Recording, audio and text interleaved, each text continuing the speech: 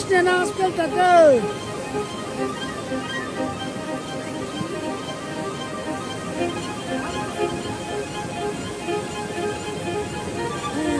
Машина көп қалды, қарашы. Тиді.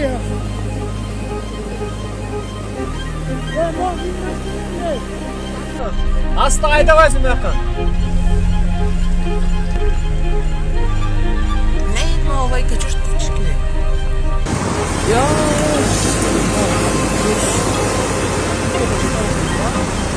Bunday saklasa gelin, aşağıya bakta olsun.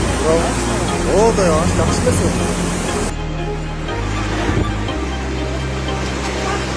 Gel. Üstüme.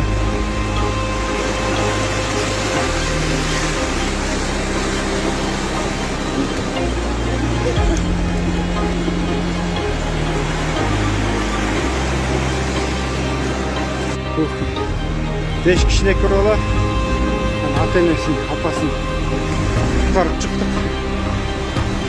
Aman esen büyüm polni su baktı orada.